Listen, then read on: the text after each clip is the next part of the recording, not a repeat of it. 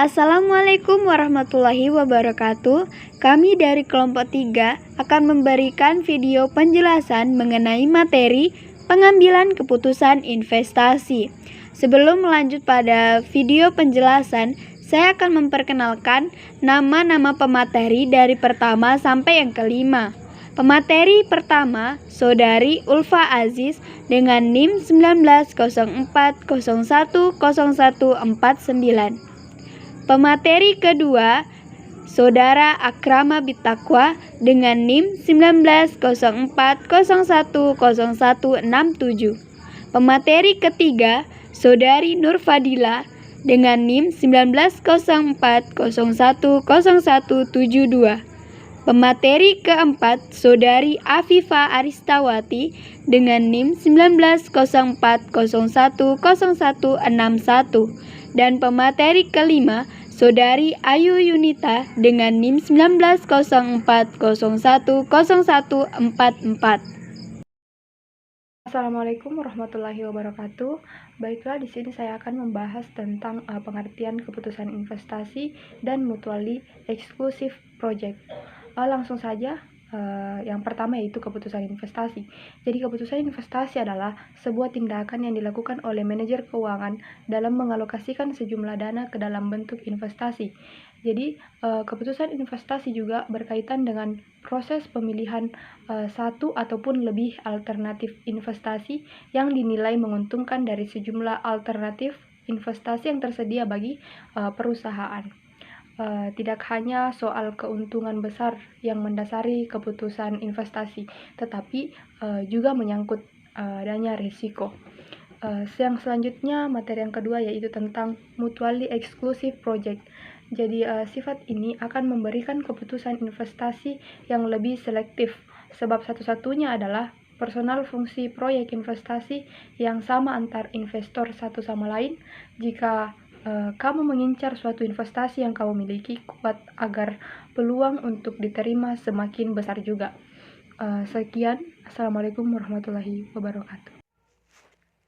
Assalamualaikum warahmatullahi wabarakatuh. Perkenalkan, nama saya Nur Fadila.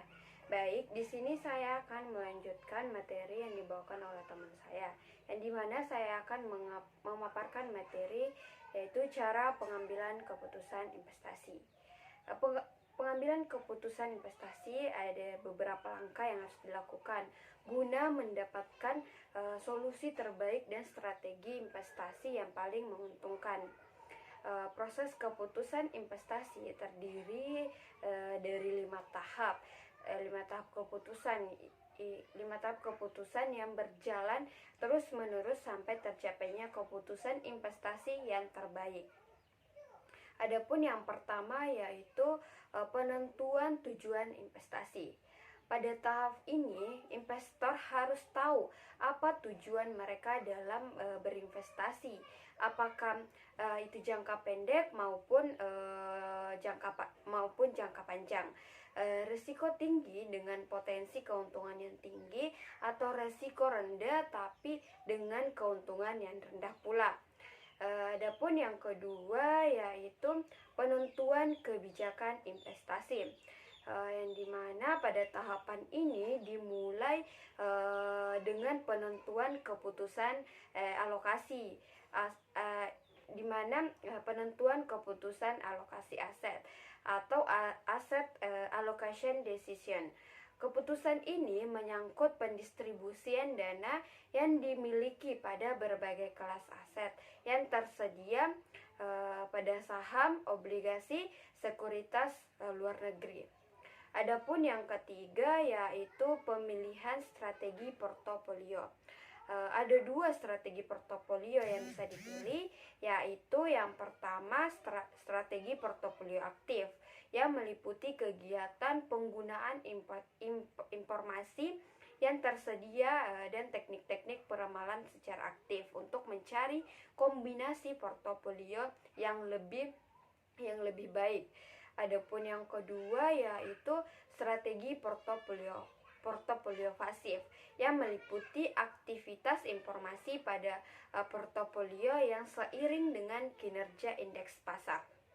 Adapun yang keempat yaitu pemilihan aset, yang dimana pemilikan aset-aset yang akan dimasukkan dalam portofolio. Tahap ini memerlukan pengevaluasian setiap sekuritas yang ingin dimasukkan. Bismillahirrahmanirrahim. Assalamualaikum warahmatullahi wabarakatuh. Nahmaduhu wa nasta'inu wa nastaghfir wa na'udzubillahi min syururi anfusina wa min sayyiati a'malina. Pertama-tama perkenalkan saya atas nama Akram Bitaqwa. Kali ini saya akan menjadi salah satu dari pemateri yang akan membawakan materi selanjutnya, yaitu dasar keputusan investasi.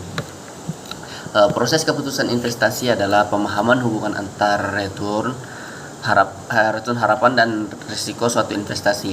Hubungan return risiko dan return harapan dari suatu investasi merupakan hubungan yang searah dan linier. Artinya semakin besar return harapan, semakin besar pula tingkat risiko yang harus dipertimbangkan, atau bisa juga disebut sebagai dasar keputusan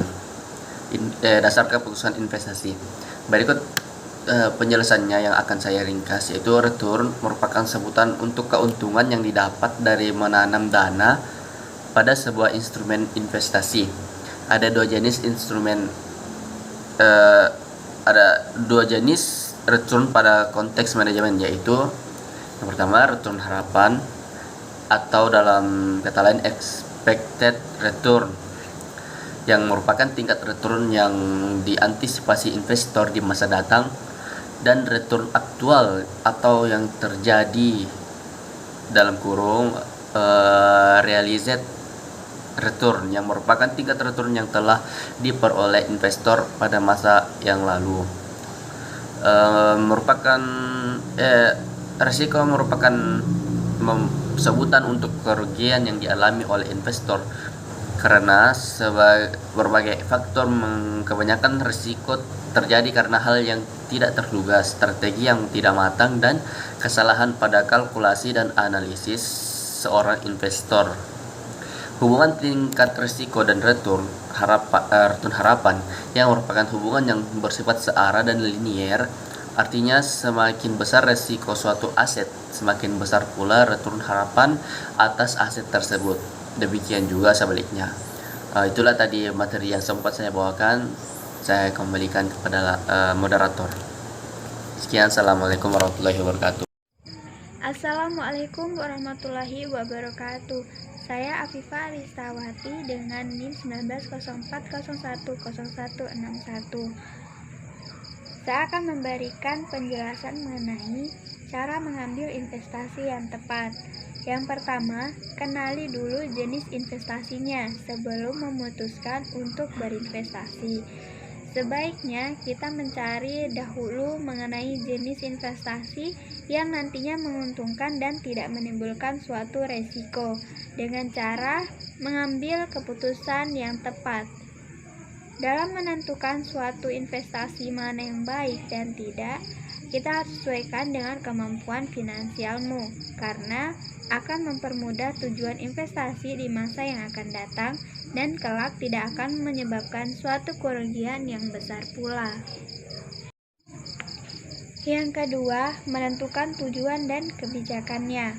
Dalam menetapkan suatu tujuan investasi akan lebih maksimalkan hasil dan keputusan investasi, karena tujuan investasi akan lebih termotivasikan investor ke dalam melakukan yang baik. Nah, dalam perencanaan keuangan dengan investasi menjadi bagiannya. Setelah menetapkan suatu tujuan investasi, langkah selanjutnya adalah dengan menentukan kebijakan investasi, di mana kebijakan yang nantinya akan ditetapkan oleh setiap investor dapat berkorelasi atau berhubungan dengan tujuan yang telah mereka tetapkan sebelumnya. Yang ketiga, tetapkan strategi portofolio investasi.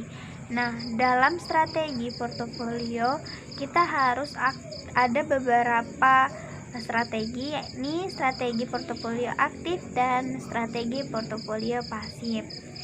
Dalam strategi portofolio aktif itu meliputi beberapa kegiatan, yaitu penggunaan informasi yang tersedia dan teknik-teknik estimasi secara aktif dalam mencari suatu kombinasi portofolio yang lebih baik.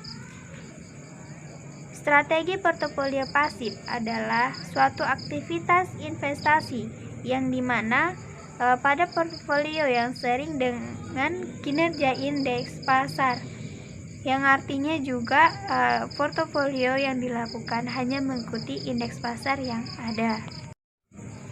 Yang keempat, melakukan diversifikasi.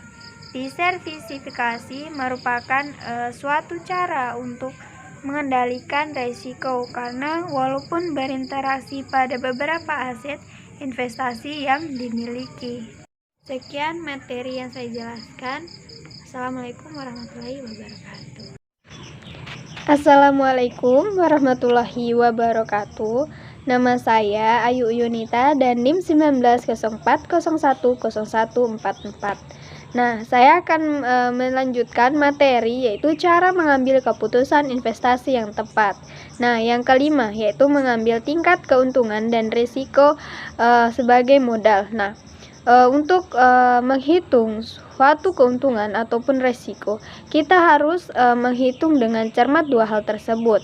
Nah, ketika kita ingin mendapatkan suatu keuntungan yang lebih besar, maka kita juga harus siap menanggung suatu risiko yang lebih besar juga.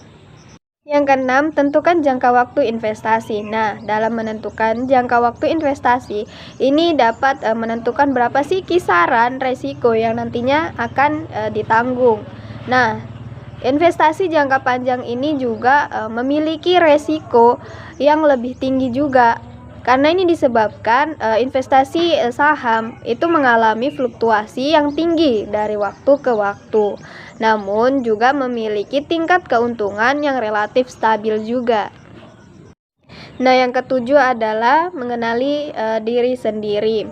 Nah, dimaksud di sini mengenali karakter diri sendiri, yaitu ketika kita mengambil resiko, kemudian kita bersikap kayak agresif dan spekulatif, itu penghindaran resiko yang cenderung menghindari berita, surat kabar, dan media massa agar tidak mengganggu yang namanya rencana investasinya. Tetapi yang kedua, ada yang bersifat netral atau yang bersifat lebih ke fleksibel, yang artinya dia tetap hati-hati dalam mengambil suatu resiko ataupun dalam memilih suatu keputusan investasi.